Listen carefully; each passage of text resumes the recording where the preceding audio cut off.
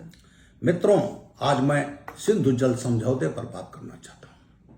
नेहरू जी 19 सितंबर 1960 को पाकिस्तान गए और पाकिस्तान से सिंधु जल समझौता कर लिया, बिना कैबिनेट के अप्रूवल के, बिना देश के संसद को विश्वास में लिए हुए।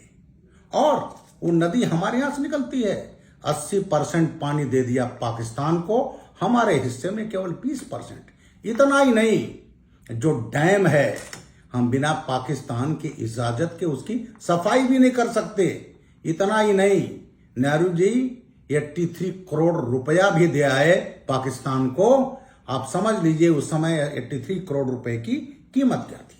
नेहरू जी ने देश के साथ, देश के किसानों के साथ, विशेषकर जम्मू कश्मीर, पंजाब, हरियाणा, राजस्थान के किसानों को प्यासा रखा, केवल अपनी छवि सुधारने के लिए, नोबेल प्राइज प्राप्त करने के लिए। और जब यह मामला मालूम हुआ, सितंबर में समझौता करके आए बिना कैबिनेट के राय के, और जब मामला दिसंबर में संसद में आया तो इन्हीं के पार्टी के, कांग्रेस पार्टी के सीनियर लीडर अशोक मेहता ने कहा था कि नेहरू जी आपने देश का दोबारा बंटवारा किया है।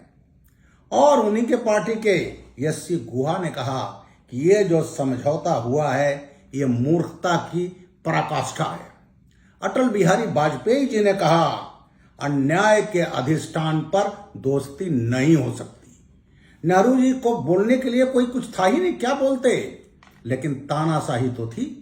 तो नेहरू जी ने अपने तानाशाही अंदाज में कहा कि जो लोग सिंधु जल समझौते की आलोचना कर रहे हैं वो तुच्छ हैं, संकीर्ण हैं। अरे इस समझौते से तो देश का फायदा होगा। जब उनसे पूछे क्या फायदा हो गया तो चुप हो गए, कोई उनके पास रिप्लाई नहीं थी। हम प्रधानमंत्री मोदी जी को साधुवाद देते हैं जिन्होंने सिंधु जल समझौता खत्म कर दिया। अब ये समझौता अगर होगा नए तरीके से होगा और सबसे ज्यादा पानी भारत को मिलेगा। वंदे मातरम।